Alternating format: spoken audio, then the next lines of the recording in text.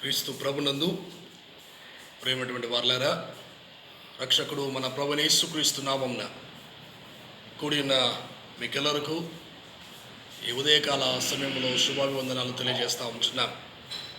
మనమందరము కూడా ఈ రకంగా గృహాల్లో కూడుకొని ప్రతి ఆదివారాన్ని ఈ రకంగా జరుపుకోవడానికి ప్రభు ఇస్తున్న కృపను బట్టి ప్రభుకు వందనాలు చెల్లిస్తూ, ప్రస్తుతం ఉన్నటువంటి పాండమిక్లో మనమందరము కూడా ఆలయాల్లోకి రావడానికి ఆస్కారం లేదు కనుక ఈ రకంగా ఈ ఆన్లైన్ ద్వారా మేమందరూ కూడా కలుసుకొని ప్రభుని ఆరాధించడానికి, ప్రభు యొక్క వాక్యాన్ని అందించడానికి ప్రభు ఇచ్చిన కృపను బట్టి ప్రభుకు వందనాలు చెల్లిస్తూ ఉంటున్నాను. రండి, మనమందరము కూడా కలిసి ప్రభుని ఆరాధిస్తాం. వాక్యం ద్వారా బలపడి మన జీవితాల్ని ప్రభుకు అంకితం చేసుకుంటూ ఈ లోకంలో ముందు కొనసాగుటకు ప్రభు మన కృప దయచేయును గాక.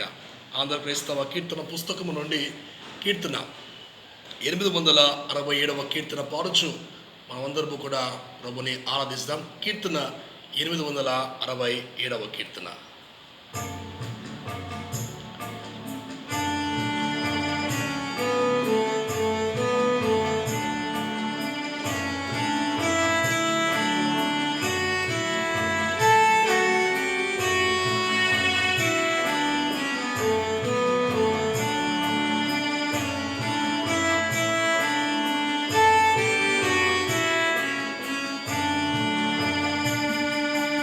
ఆరాధనకు యోగ్యుడా, నిత్యము స్తుతించెదము.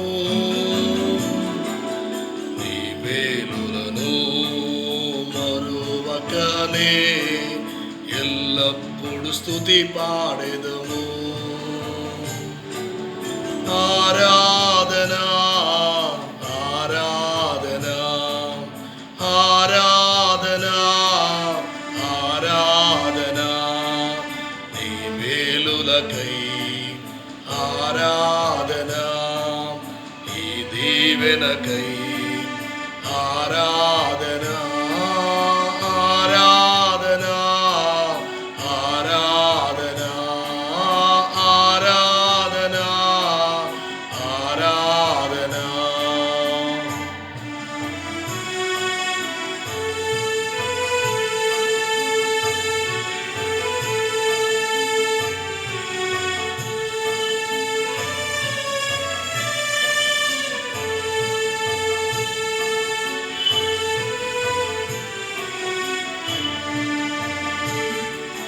దినమెల్ల నీ చేతులు చాపి నీ కౌగిటిలో కాపాడుచుంటివే.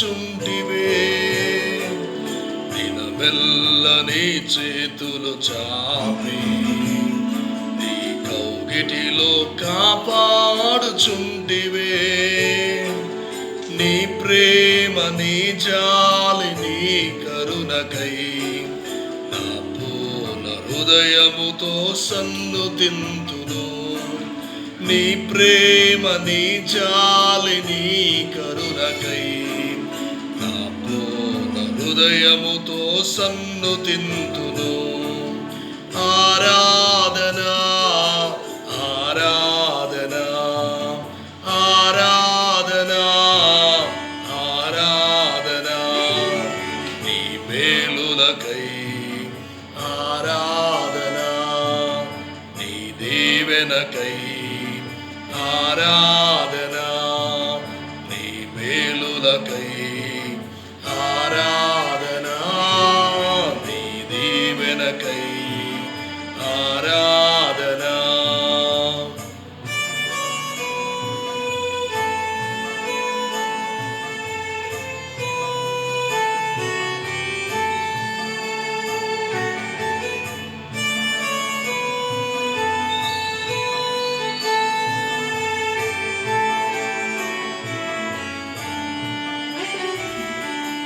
ధనవంతులుగా చేయుటకు దారిద్ర్యతను అనుభవించినావు. ధనవంతులుగా చేయుటకు దారిద్ర్యతను అనుభవించినావు. హెచ్చించి గణపరచిన నిర్మలాత్ముడా, నా పూర్ణ మనసుతో కొనియాడెదను. హెచ్చించి గణపరచిన నిర్మలాత్ముడా, నా పూర్ణ మనసుతో కొనియాడెదను.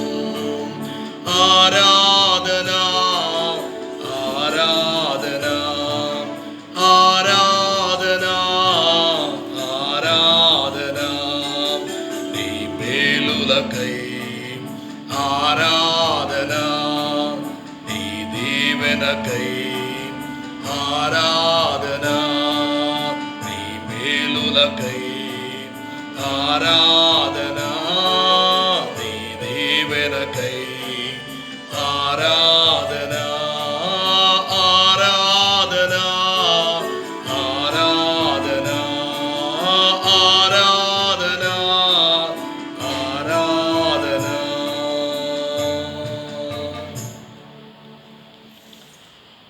క్రీస్తు ప్రభునందు ప్రియమైన వారలారా, ఈ ఆదివారము మన యొక్క ధ్యాన అంశము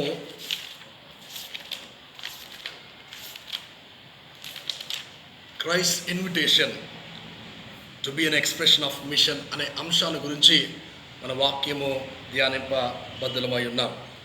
ఈ ఆదివారం యొక్క ప్రత్యేకత ఏంటి అంటే మిషన్ సండే, పేషతోద్యమము అనే యొక్క ఆదివారాన్ని మనము ఆచరిస్తూ ఉంటున్నాం. ఈ ఆదివారానికి మనము తీసుకున్నటువంటి అంశము Christ invitation to be an expression of mission, క్రీస్తు యొక్క ఆహ్వానము అనే అంశాన్ని గురించి మనము ఈ యొక్క అంశాన్ని మనము ధ్యానము చేయబోతూ ఉంటున్నాం. ఈ వాక్య ధ్యానకు భాగముగా దేవుని యొక్క వాక్య గ్రంథముల నుండి యోహాను సువార్త 20వ అధ్యాయము 19 నుంచి 23 గల వాక్య వచన భాగాన్ని మీకు చదివి వినిపిస్తాను. యోహాను సువార్త, పరిశుద్ధులైన యోహాను సువార్త 20వ అధ్యాయము 19వ వచన ఆరంభము. ఆదివారమున సాయంకాలము శిష్యులు యూదులకు భయపడి తాము కూడి ఉన్న ఇంటి తలుపులు మూసుకుని ఉండగా యేసు వచ్చి మధ్య నిలిచి, మీకు సమాధానము కలుగునుగాక అని వారితో చెప్పెను. ఆయన అలాగూ చెప్పి వారికి తన చేతులను ప్రక్కలను చూపగా శిష్యులు ప్రభును చూచి సంతోషించిరి. అప్పుడు యేసు మరలా, మీకు సమాధానము కలుగునుగాక, తండ్రి నన్ను పంపిన ప్రకారము నేను మిమ్మల్ని పంపుచున్నానని వారితో చెప్పాను. ఆయన ఈ మాట చెప్పి వారి మీద ఊది, పరిశుద్ధాత్మను పొందుడి. మీరు ఎవరి పాపములు క్షమింతురో అవి వారికి క్షమింపబడును, ఎవరి పాపం మీరు నిలిచి ఉండరుతురో అవి నిలిచి ఉండునని వారితో చెప్పాను. క్రీస్తు ప్రభునందు ప్రియమైనటువంటి వారలారా, ఈరోజు మనం ధ్యానం చేయబోయే అంశము క్రీస్తు యొక్క ఆహ్వానము, మిషన్ సండే, పేషతోద్యమము అనే ఈ మాటను ఉపయోగిస్తూ ఉంటారు. The word mission is derived from Latin word మిస్సియో డే అనే మాట నుంచి ఈ మాట మరి రావడం జరిగింది. మిస్సియో డే అనే మాటకు అర్థం ఏంటి అంటే మిషన్ ఆఫ్ గాడ్ లేక వర్క్ ఆఫ్ గాడ్గా మనం చెప్పుకోవచ్చు. దేవుని యొక్క పని అని మనము చూడవచ్చు.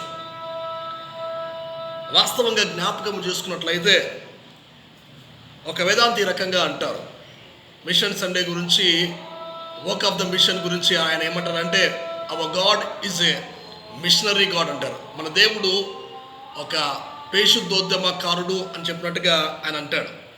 అలాగే మరొక వేదాంతి ఏమంటారంటే, మిషన్ గురించి ఆయన యొక్క మాటల్లో మిషన్ అనగా కెరిగ్మా, డయాకోనియా, కొయినోనియా అనే 3 గ్రీకు పదాలని చెప్తాడు. అంటే అర్థం ఏంటి అంటే, దేవుని యొక్క పని ఏంటి అంటే ప్రొక్లమేషన్ ఆఫ్ ద గాస్పెల్, దేవుని యొక్క శుభవార్తను ప్రకటించడము, అలాగే దేవుని యొక్క పరిచర్య చేయడము, అలాగే దేవునితో సహవాసం కలిగి ఉండడము. ఈ 3 కెరిగ్మా, డయాకోనియా, కొయినోనియా అనే 3 పదాలు అర్థం ఏంటి అంటే దేవుని సువార్త ప్రకటించాలా, దేవుని పరిచర్య చేయాలా, అలాగే దేవునితో సహవాసం కలిగి ఉండాలనేదే మిషన్ యొక్క ముఖ్య ఉద్దేశం అని చెప్పేసి మరి ఆ వేదాంతి ఆ రకంగా అంటారు. ఈ లోకంలో చాలా మతాలు ఉన్నాయి. ప్రతి మతానికి ఒక మిషన్, ఒక ఉద్దేశం ఉంటుంది. ఉద్దేశం లేకుండా ఏ మతం కూడా పని చేయదు. అయితే అన్ని ఉద్దేశాల కంటే ఒక గొప్ప ఉద్దేశము ఏంటి అంటే క్రైస్తవ యొక్క మిషను అనే విషయాన్ని మీకు జ్ఞాపకం చేస్తూ ఉన్నాను. ఈవేళ క్రైస్తవ మిషన్ మనకి ఏమిచ్చింది అని జ్ఞాపకం చేసుకుంటే 2000 సంవత్సరాల క్రితము ఈ యొక్క ఉద్యమము యేసుక్రీస్తు ద్వారా ప్రారంభమైంది. ఈవేళ మిషనరీలు మన ప్రాంతాలకు వచ్చి యేసుక్రీస్తు ప్రభుల వారి యొక్క మంచి వార్తను మనకి అందించినారు. అంత మాత్రమే కాకుండా వారికి మనకి విద్యను అందించినారు, వైద్య రంగాన్ని మనకు అందించి యేసుక్రీస్తు ప్రభుల యొక్క సేవలను మనకి పరిచయం చేసి వారి క్రీస్తు యొక్క పనిలో పాలి భాగస్తులుగా అయినట్టుగా మనము చూస్తూ ఉంటున్నాం. దేవుని యొక్క పనిని జ్ఞాపకం చేసుకున్నట్లయితే what is the mission of God? దేవుని యొక్క పని ఏంటి అంటే తన యొక్క అనుకున్నటువంటి ఆలోచనలు, తను అనుకున్నటువంటి ఉద్దేశాలు నెరవేర్చడమే దేవుని యొక్క పని అని చూస్తూ ఉంటున్నాం. ఆ పనికి కొందరు వ్యక్తులు కావాలి. ఆ వ్యక్తుల ద్వారా దేవుడు ఏర్పాటు చేసుకొని తను అనుకున్న పనిని ఈ భూలోకంలో తను నెరవేర్చినట్టుగా మనం జ్ఞాపకం చేసుకోవాలి. ముందుగా జ్ఞాపకం చేసుకున్నట్లయితే ఓల్డ్ టెస్ట్మెంట్లో కింద మనం చూసినట్లయితే దేవుడు ముందుగా నోవాను జ్ఞాపకం చేసుకోవాలి. దేవుడు నోవాకు ఒక పని అప్పగించినాడు. అయ్యా, ఈ పని నీ మిషన్ నువ్వు చేసి పెట్టాలని. ఏంటి ప్రభా అంటే, నీవు ఓడ కట్టాలి, ఆ ఓడ ఈ రకంగా కట్టాలి, తర్వాత బయటికి వెళ్ళి అందరిని పిలిపించు అని చెప్పినారు. నోవాహు ఓడ కడతామంటే చాలామంది అనుకున్నారు ఇదేంటి పిచ్చివాడు అనుకున్నారు. ఎందుకంటే అలాంటి కాలంలో వర్షం ఏంటో వారు కూడా వారు తెలియదు. ఆవిరి అనేది పైనుంచి కిందకి వచ్చినప్పుడు భూమి ఆ ఆవిరి ద్వారా మొలకలు ఎత్తినప్పుడు ఆ మొలకల చేత వారు ఆ పంటను తిని వారు బాగా సుఖంగా జీవించేవారు. నోవా బయటికి వెళ్ళి అయ్యా వర్షం వస్తుందయ్యా 40 దినాలకి మీరు అందరూ నాశనం అయిపోతారో దేవుడు సెలవిస్తున్నాడని చెప్పిన వెంటనే నోవా వాళ్ళకి పిచ్చివాళ్ళకి కనపడినాడు. అందుకే నోవా పిలిచిన ఒకరు లెక్క పెట్టలే. కానీ దేవుడు నోవాహును పంపించి తన వాక్కు తెలియజేస్తున్నాడు. జలప్రలయంలో 8 మాత్రమే రక్షింపబడటం మనం చూస్తూ ఉంటున్నాం. అలాగే మోషే జీవితాన్ని జ్ఞాపకం చేసుకున్నట్లయితే దేవుడు కూడా మోషేని ఏర్పాటు చేసుకుంటాడు. మోషే, నేను చెప్పినటువంటి ఐగుప్తు ప్రాంతానికి వెళ్ళు, నా ప్రజలకు బాధ నేను చూచున్నాను, వాడిని విడిపించడానికి నేను ఐగుప్తు ప్రాంతానికి పంపిస్తున్నాను, అక్కడికి వెళ్ళి నా ప్రజలు విమోచించి మళ్ళీ ఈ పర్వతం తీసుకొని రావాలి, ఇక్కడ నన్ను ఆరాధించాలని చెప్పేసి దేవుడు మోషేని ఏర్పాటు చేసుకుని ఇశ్రాయేలు ప్రజల బాధను విడిపించినట్టుగా మనం చూస్తూ ఉంటున్నాం. అలాగే కాస్త లోతుగా వెళ్ళినట్లయితే దేవుడు ప్రవక్తలు ఏర్పాటు చేసుకున్నాడు. యెరెమయా ప్రవక్త అయితేనేమి, యెషయా ప్రవక్త అయితేనేమి, అలాగే చాలామంది ప్రవక్తలు దేవుడు ఏర్పాటు చేసుకొని వారికి తన వాక్కును ప్రవక్తల ద్వారా తన ప్రజలకు తెలియజేస్తూ నా మార్గంలో నడవండి, నా మార్గంలో మీరు నడిస్తే మీరు సురక్షితంగా జీవిస్తారు అని చెప్పి దేవుడి యొక్క మాటను మనం లెక్క పెట్టుకోకుండా జీవించినట్టుగా మనం చూస్తూ ఉంటున్నాం. అయినప్పటికీ ఇలాంటి పరిస్థితుల్లో కూడా దేవుడు తన ప్రవక్తలు పంపిస్తూనే వచ్చి తన వాక్కు తెలియజేస్తున్నారు. చివరిగా దేవుడు చేసిన పని ఏంటి అంటే తన ఏకైక కుమారుడు యేసుక్రీస్తు వారిని ఈ లోకానికి పంపించడుగా మనం చూడవచ్చు. లూకాసు వార్తలో ఆ 4వ అధ్యాయంలో నజరత్ మేనిఫెస్టో మనం చూడవచ్చు. ఆయన అంటాడు, ప్రభు యొక్క యెహోవా ఆత్మ నా మీద ఉన్నది, దీనులకు సువార్తమానం ప్రకటించుటకు నేను ఇక్కడ వచ్చి ఉన్నానని చెప్పేసి యేసుక్రీస్తు ప్రభుల వారు ఆ యెషయా గ్రంథంలో ఉన్నటువంటి మాటలను చదివి వినిపించినప్పుడు అక్కడ ఉన్నటువంటి ప్రజలందరూ కూడా విభ్రాంతిని పొందుతారు. ఇది మీ జీవితంలో నేటి వినికుల్లో నెరవేరుతుందని చెప్పేసి యేసుక్రీస్తు వారు సెలవిస్తారు. దేవుని యొక్క ఉద్దేశం ఏంటి అంటే తను అనుకున్న పని, తను ఏదైతే చేయాలనుకున్నాడో దేవుడు తన బిడ్డలను పంపించి తన పని నెరవేర్చినట్టుగా మనము చూస్తూ ఉంటున్నాం. అయితే ఈరోజు మన వాక్యంలో ధ్యానం చేసుకున్నట్లయితే దేవుడు మనందరూ కూడా ఒక ఆహ్వానాన్ని పిలిపిస్తూ ఉంటున్నాడు. ఈ ఆహ్వానంలో మీరందరూ కూడా మనమందరము కూడా పాలి భాగస్తులకు కాలు దేవుడు ఆశపడతా ఉంటున్నాడు. అందుకే మొదటి అంశంగా చూసినట్లయితే Christ invitation is to give the peace in the midst of chaos and confusion. ఇప్పుడు మనమందరం కూడా ఎలాంటి పరిస్థితుల్లో జీవిస్తున్నామంటే we are living in a fearful life.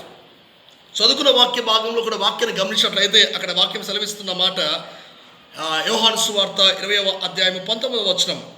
ఆదివారము సాయంకాలంలో శిశువు యూదులకు భయపడి తాము కూడి ఉన్న ఇంటి తలుపులు మూసుకొని ఉండగా యేసు వచ్చి మధ్యన నిలిచి మీకు సమాధానము కలుగునుగా కానీ వారితో చెప్పాను.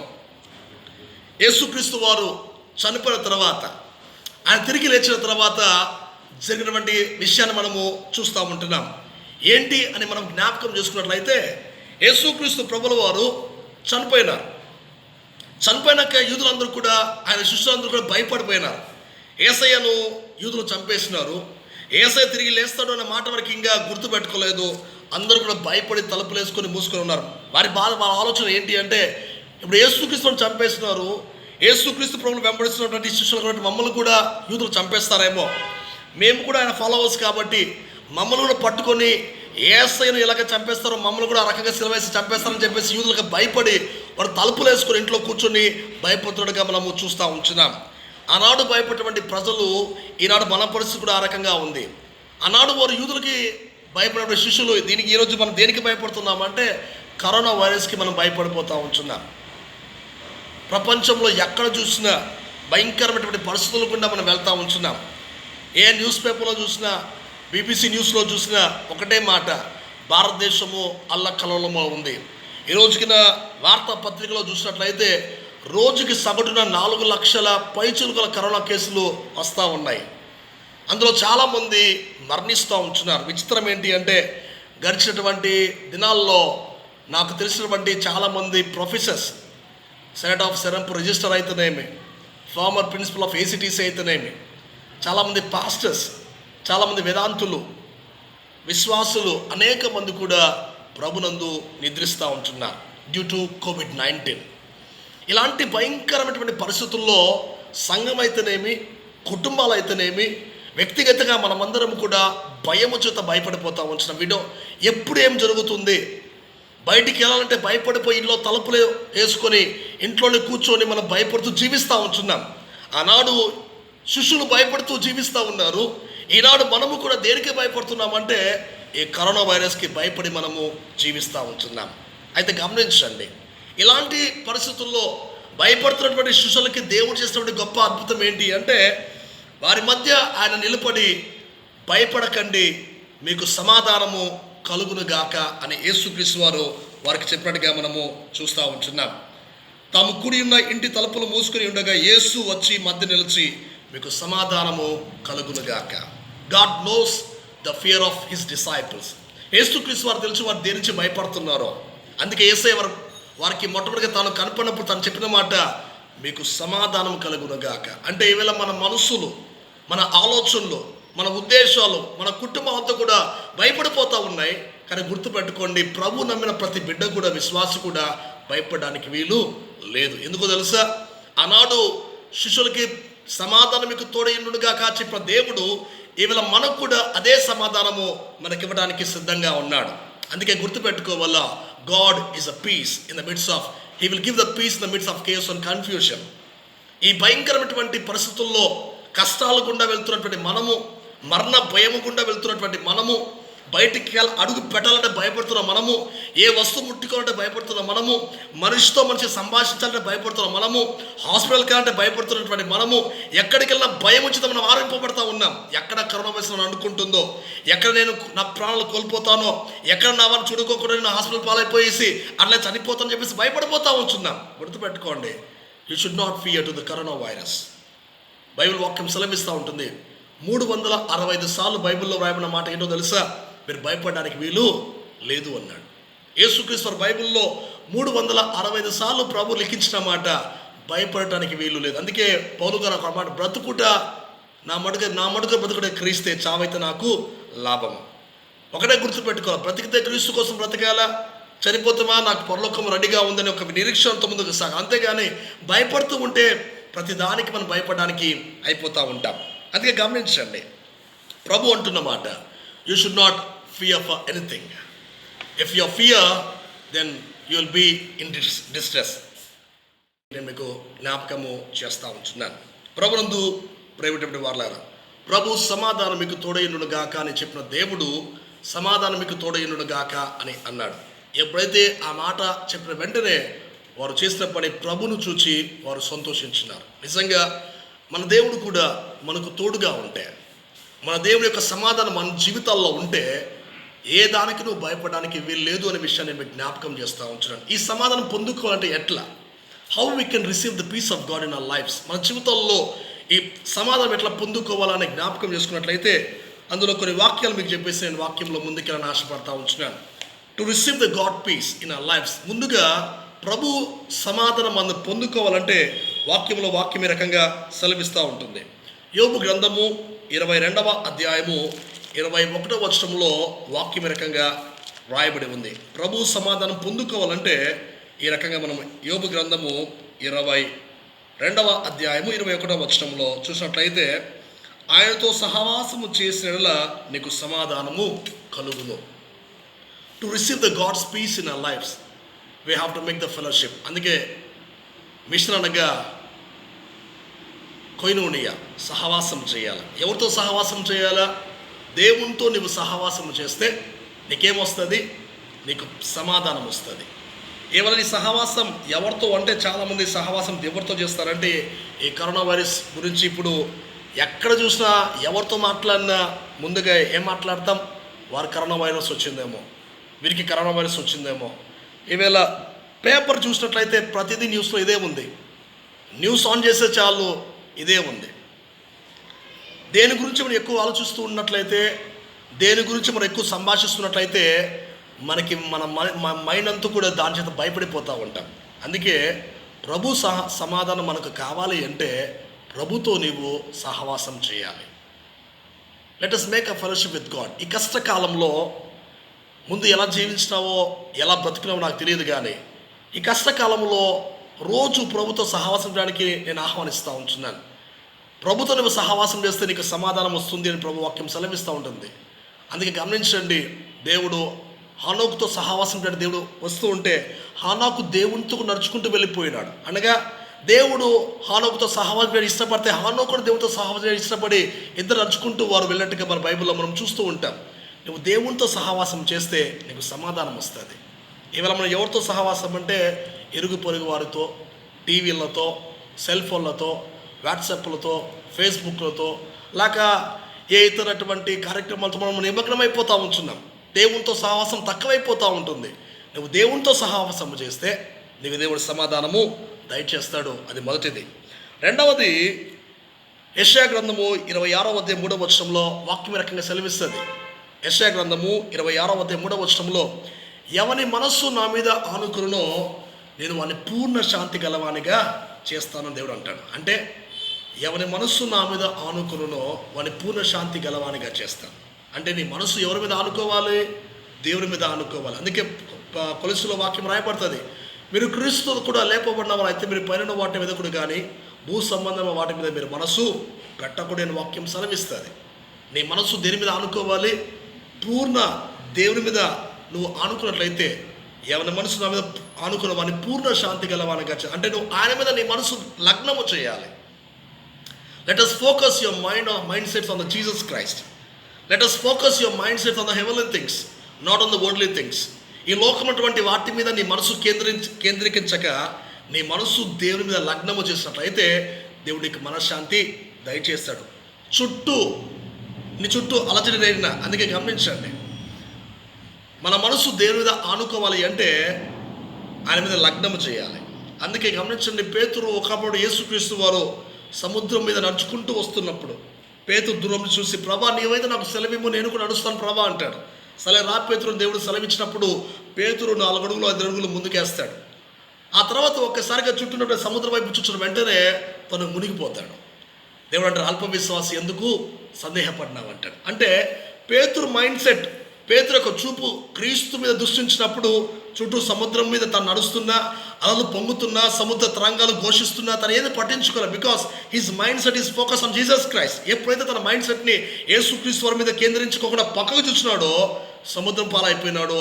ఆ తుఫాన్లకి, ఆ అలజడికి తన మనసు లగ్నం చేసి వెంటనే మునిగిపోయినాడు. ఈవేళ మన విశ్వాస జీవితంలో ఈ భయంకరమైనటువంటి ఈ కరోనా పరిస్థితుల్లో కూడా నీవు కరోనా వైపు చూడుకోకుండా, కరోనా కేసులు ఎన్నన్నా రాని దాని గురించి లగ్నం చేయకోకుండా, ప్రభువా నువ్వు ఉన్నావునైనా అని నువ్వు ఆయన మీద మనసు పెట్టినట్లయితే, ఆయన మీద ఆధారం చేసుకున్నట్లయితే నీకేమొస్తుంది? సమాధానం వస్తుంది అనే విషయాన్ని జ్ఞాపకం చేస్తాం. అలా కాకుండా బయట ఎన్ని కేసులు వచ్చినాయి, నా పక్కన కరోనా వచ్చింది, నా ఎదుటి వరకు కరోనా వచ్చింది, రేపు నాకు వస్తుందేమని భయపడతా ఉంటే నీకు నిద్ర కూడా పట్టదు. పూర్ణ శాంతి కాదు కదా, కనీసం కడుపున మనశ్శాంతిగా నిద్రపోలేవు. గుర్తుపెట్టుకోండి, let us focus your mind on Jesus Christ. అప్పుడు దేవుడికి సమాధానం దయచేస్తాడు.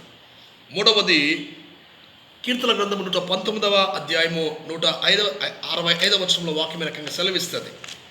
కీర్తన గ్రంథము 119వ అధ్యాయము 165వ వచనానికి నా వాక్యము చూసినట్లయితే, నీ ధర్మశాస్త్రం ప్రేమించే వారికి ఎంతో నెమ్మది కలదు అనే వాక్యం మనం చూస్తూ ఉన్నాం. మూడవది, ప్రభు యొక్క సమాధానం కావాలి అంటే ధర్మశాస్త్రాన్ని మనము ప్రేమించాలి. అంటే ఆయన వాక్యాన్ని మనము గైకొనాలా, ఆయన వాక్యాన్ని ప్రేమించాలి. నీ వాక్యము నా పాదములకు దీపము, నా త్రోవకు వెలుగు. నా బాధల్లో నీ వాక్యమే నాకు నెమ్మదించేది ప్రభు అనే వాక్యంలో మనం చూస్తూ ఉంటాం. ఏవేళ మన జీవితంలో మనం ఆదరించేది ఏంటి అంటే దేవుని యొక్క వాక్యం మాత్రం మనల్ని బలపరుస్తుంది, ఆదరిస్తుంది. డాక్టర్ గారు వచ్చి మనకి ఏం పర్లేదు అన్నప్పుడు ఎంత మనం బూస్ట్ పొందుకుంటామో, ఈ కష్టకాలంలో కూడా when you meditate upon the word of God, ప్రభు యొక్క వాక్యాన్ని ధ్యానం చేసినట్లయితే దేవుడు నీకు సమాధానం ఇస్తాడు, నీకు నెమ్మది ఇస్తాడు అనే విషయాన్ని నేను మీకు జ్ఞాపకం చేస్తూ ఉంటున్నాను. ఒకటి, ఆయనతో సహవాసం చేసి నీకు సమాధానం వస్తుంది. రెండవది, నీ మనస్సు ఆయన మీద ఆనుకుని నీకు సమాధానం వస్తుంది. మూడవది, ఆయన వాక్యాన్ని నువ్వు ప్రేమించినట్లయితే, అనగా ఆయన వాక్యాన్ని కోసం నువ్వు సమయం కేటాయించినట్లయితే, ఆయన వాక్యాన్ని ధ్యానించినట్లయితే, ఆయన వాక్యాన్ని చదివినట్లయితే, ఆయన వాక్యాన్ని ప్రేమించినట్లయితే, ఆయన ఆ వాక్యాన్ని గైకున్నట్లయితే ప్రభు నీకు సమాధానము ఇస్తున్నాడని ప్రభు బిడ్డ సెలవిస్తూ ఉంటున్నాను. అదే వాక్య భాగంలో మనం చూసినట్లయితే ప్రభు మరొక మాట అంటాడు. ఒకటి, వారి యొక్క జీవితాలకి సమాధానం దేవుడు ఎందుకు ఇచ్చినాడంటే మరి భయము తొలగించిన దేవుడు వారికి సమాధానం ఇస్తాడు. రెండవది, వాడిని he's preparing for his work, వాడిని పంపించడానికి దేవుడు వారికి సమాధానం ఇస్తున్నాడు. రెండవది, అప్పుడు యేసు మరలా మీకు సమాధానం కలుగును గాక అని తండ్రి నన్ను పంపిన ప్రకారము నేను మిమ్మల్ని పంపుచున్న వారితో చెప్పాను. ఒక సమాధానం ఏమో భయం నుంచి విడిపించడానికి, వాడిని బలపరచడానికి దేవుడు మొదటి సమాధానం మాట వాడినాడు. రెండవ సమాధానం దేని కొరకంటే to prepare themselves for the mission of God. అందుకే గమనించిన మత్తయి సువార్త 28వ అధ్యాయంలో మీరు సర్వలోకానికి వెళ్ళి సమస్త జనులను శిష్యులుగా చేసి తండ్రి యొక్క కుమారుని యొక్క పరిశుద్ధాత్మ యొక్క నామములోకి వారికి బాప్తిసం ఇయ్యండి అని ప్రభు అంటాడు. అలాగే మార్కు సువార్త చూసినట్లయితే మీరు సర్వలోకానికి వెళ్ళి సర్వ సృష్టికి నా సువార్తను ప్రకటించుడి అని ప్రభు వారికి ఆరోహణమైతూ వారికి ఆజ్ఞ ఇస్తాడు. ఇవాళ వాక్యం ఇచ్చిన ప్రియ సహోదరి సహోదరుడా, ఒకప్పుడు ఇదే శిష్యులు యూదులకు భయపడినారు. తలుపులు మూసుకేసుకొని సువార్త చెప్పడానికి భయపడినటువంటి ఈ శిష్యులు ప్రభు యొక్క పరిశుద్ధాత్మను పొందుకున్న తర్వాత ఏ ప్రజలకైతే భయపడినారో అదే ప్రజలకెళ్ళి వారు ధైర్యంగా సువార్తను బోధించినారు. అందుకే ఒక్కసారిగా పేతురు ప్రసంగించిన వెంటనే 3,000 మంది మారినారు, 5,000 మంది మారినారు. ఒక్క ప్రసంగానికి 3,000 మంది 5,000 మంది మారినారంటే ఎంత ధైర్యంగా వారు వాక్యం బోధించినారో మీకు జ్ఞాపకం చేస్తూ ఉంటున్నాను. ఒకటి, the peace is encouraging us to confront the fear in our life. రెండవది, the second peace is encouraging us to focus to proclaim the gospel in the midst of chaos and the confusion. మనల్ని encourage చేసిన దేని నుంచి అంటే ఈ యొక్క తన machine చేయడానికి ప్రభువు మనని ఎంకరేజ్ చేస్తూ ఉంది. వాక్యం ఇచ్చిన ప్రియ సహోదరి సహోదరులారా, ఈ భయంకరమైనటువంటి కరోనా పరిస్థితుల్లో కూడా దేవుడు మనకు ఒక మిషన్ అప్పగించాడు. ఏంటో తెలుసా? మన భారతదేశం కోసం మనం ప్రార్థించాలా. అలాగే మన చుట్టూన్నటువంటి వారు బెట్లు, ఎవరైతే మన బంధువులు, రక్త సంబంధికులు, నిలవైనటువంటి వారు, స్నేహితులు, సంఘము, విశ్వాసులు, మనకు తెలిసిన వారందరూ కూడా ఎవరైతే కరోనా వైరస్ బాధపడుతున్నారో వారి కోసం ప్రార్థించవలసిన బాధ్యత మన మీద ఉంది. ఈ మిషన్లో నీవు నేను కూడా పాలి భాగస్తుడు కావాలి. మన బైబిల్ ఒక మాట ఉంది, దినవృత్తాంతాల గ్రంథంలో వాక్యం సెలవిస్తుంది, ఈయన నా పేరు పెట్టబడి ఈ నా జనులు తమను తాము తగ్గించుకొని తమ చెడు మార్గం వదిలిపెట్టుకొని వారు తమ పాపను వదులుకొని నాకు మొరపెట్టినట్లయితే నేను వారి ప్రార్థన ఆలకిస్తాను అని ప్రభు సెలవిస్తూ ఉన్నాడు. కష్టాన్ని తొలగిస్తాను, వ్యాధిని తొలగిస్తాను, తెగులు తొలగిస్తాను దేవుడు సెలవిస్తూ ఉన్నాడు. కాబట్టి వాక్యం ఇచ్చిన ప్రియ సహోదరి సహోదరుడా, ఈ తెగులు ఆగిపోవాలి అంటే నీవు నేను కూడా ప్రార్థన చేయాలి. మనమందరం కూడా ఇంట్లో కుటుంబ ప్రార్థన రోజుకు 1 గంట సేపు కుటుంబం అంతా కూడుకునే సాయంకాలము, ప్రభువా మా దేశాన్ని బాగు చేయండి, మా రాష్ట్రాన్ని బాగు చేయండి, మా దేశ ప్రజల్ని కాపాడండి, దేవా నీవే మమ్మల్ని సంరక్షించండి, మా పాపాలు క్షమించండి అని ప్రభుని మనం వేడుకున్నప్పుడు ప్రభు మన దేశాన్ని సంరక్షిస్తాడు, క్షమిస్తాడు, తిరిగి మనమందరము కలుసుకుంటామనే నిరీక్షణ ప్రభు మనకి దయచేస్తాడు. కాబట్టి వాక్యం చిన్న ప్రియ సహోదరి సహోదరుడా, ఈ యొక్క మిషన్లో ప్రభు అప్పగించిన ఈ పనిలో మనమందరం కూడా పాలి భాగస్వాములు కావాలి అంటే ఆయన సహవాసం మనకు కావాలి, ఆయన సమాధానం మనం పొందుకోవాలి. అప్పుడే క్రీస్తు యొక్క పని నీవుని చేయటకు ప్రభు మనకు కృప దయచేస్తాడు. కాబట్టి ఈ యొక్క ఆయన సమాధానం పొందుకొని ఇతరులకు కూడా బైబిల్ ఒక మాట, సమాధానపరచు వారు ధన్యులు, వారు దేవుని కుమారులు అనబడతారు. Let us all to become a peacemakers in this world, to become the God's people. మనమందరం కూడా దేవుని పిల్లలు అవడానికి, మన చుట్టూన్న వారికి ఎవరైతే అసమాధానం ఉన్నాలో వారికి సమాధానకర్తలుగా మార్చబడ్డకు ప్రభు నిన్ను నన్ను అటువంటి కృపలో వాడుకున్నట్టుకు ప్రభు మనకు కృప దయచేయను గాక. ఆమేన్. ప్రార్థన చేసుకుందాం. దయగల మా తండ్రి, కృపగల మా దేవ, యేసయ్యా మీకు వందనాలు స్తోత్రాలు చెల్లిస్తూ ఉంటున్నాను. ఈ రకంగా నా తండ్రి దేవా, మేమందరం కూడా ఈ రకంగా ప్రార్థన చేటుకునైనా నేను ఆరాధించుటకు నా తండ్రి, నీ వాక్యం వింటకు దేవా, మీరు మాకు ఇచ్చినటువంటి ఈ యొక్క తరుణాన్ని బట్టి మీకు స్తోత్రాలు చెల్లిస్తూ ఉంటున్నాను. మా సంఘం కోసం ప్రార్థిస్తూ ఉంటున్నాను దేవా. మా సంఘం ప్రతి ఒక్క కుటుంబం కోసం మేము ప్రార్థిస్తున్నాము నా తండ్రి. దేవా, ఎవరైతేనైనా ఈ యొక్క ఆన్లైన్లో పాల్గొన్నారో వారి కుటుంబాన్ని మీరు జ్ఞాపకం చేసుకోండి, మీరు దీవించండి, మీరు బలపరచండి, మీ కృప చూపించండి దేవా. మా దేశం కోసం ప్రార్థిస్తూ ఉంచున్నాం, మా రాష్ట్రం కోసం ప్రార్థిస్తూ ఉంచున్నాం దేవా, మా యొక్క సంఘం కోసం ప్రార్థిస్తూ ఉంచున్నాం ప్రభువా. దయచేసి మా దేశాన్ని బాగు చేయండి నాయన. కరోనా వైరస్ నుంచి మీరు విడుదల కలిగించండి నా తండ్రి. ఈ తెగులు అంతమోటుకు మీ కృప చూపించండి ప్రభువా. ఏ తెగులుని గుడారము సమీపించదు అన్న వాగ్దానాన్ని దేవా మా బిడ్డల జీవితం నెరవేర్చమని ప్రార్థిస్తూ ఉంచున్నాను తండ్రి. ఎవరైతే కరోనా వైరస్ చేత బాధపడుతున్నారో దేవా, బెడ్ లేక అల్లాడిపోతున్నారో, ఆక్సిజన్ లేక అల్లాడిపోతున్నారో, అలాంటి వారి మీద మీ కనుదృష్టి ఉంచి దేవా మరణాన్ని కొట్టివేసి జీవాన్ని ప్రసాదించమని ప్రార్థిస్తూ ఉంచున్నాను తండ్రి. అధ్యక్ష మండలాన్ని మా అధ్యక్షుల వారి కోసం ప్రార్థిస్తూ ఉంచున్నాను, అధికారుల కోసం ప్రార్థిస్తూ ఉంచున్నాను, గురువర్యుల కోసం ప్రార్థిస్తూ ఉంచున్నాను. వారి సేవలను, వారి కుటుంబాలను జ్ఞాపకం చేసుకుంటూ దీవించండి. ప్రత్యేకంగా మా సంఘం ప్రతి కుటుంబాన్ని మీదకి సమర్పిస్తూ ఉంచున్నాను. ఏ ఒక్కరు కూడా దేవా కరోనా వైరస్ బారిన పడుకోకుండా దేవా నీవు కాపాడండి, కృప చూపించండి. ఎవరైతే కరోనా వైరస్ బారిన పడినారో వారిని ధైర్యపరచండి దేవా. నీ సమాధానం మాకు ధైర్యం ఇస్తుంది, నీ సమాధానం మా చింతలు తొలగిస్తుంది, నీ సమాధానం మాకు దేవా జీవాన్ని ఇస్తుంది కనుక నీవే నీ సమాధానం మాకు తెలియజేసి నీ కృప చూపించి నా తండ్రి మాకు శాంతి సమాధానం గురించి స్వస్థ పొందమని కృప చూపించడం ప్రార్థిస్తూ ఉంచున్నాం ప్రభా. తిరిగి మాకు మంచి దేశము, మంచి రోజులు మాకు దయచేయండి నాయన. తిరిగి మేము కలుసుకుని ఆలోచన కృప మాకు దయచేయండి నాయన. నేను ముఖాముఖి కలిసిన భాగ్యము, నీ మందిరంలో చేరిన ఆలోచించే భాగ్యం మాకు దయచేయమని, నీ కృప చూపించమని దేవా విన్న వాక్యం మా జీవితంలో బదలపరిచి మేము సమాధానపరిచే బిడ్డలుగా తయారు చేసి సహాయం చేయమని యేసు నామములో వేడుకుంటూ మరొక్కసారి నాయన మా సంఘ సభ్యులందరినీ దేవా మీ రెక్కల కింద కాచి కాపాడి ఏ ఒక్కరికి కరోనా వైరస్ రాకుండా ప్రతి బిడ్డను మొదలుకొని అరికాల మొదలు నడినంత వరకు నీ హస్తాల చేత రక్తం మీద ప్రతి కుటుంబాన్ని దర్శించి ప్రోక్షించి కాపాడుమని యేసు నామములో వేడుకుంటున్నాము తండ్రి. ఆమేన్. మన ప్రభువైన యేసుక్రీస్తు కృప, తన యొక్క ప్రేమ, పరిశుద్ధాత్మ దేవుని యొక్క దీవెన సదాకాలం మీకు తోడై ఉండి ప్రభు కబంధ హస్తాల కింద మీరు కాచి కాపాడి సంరక్షించునుగాక. ఆమేన్.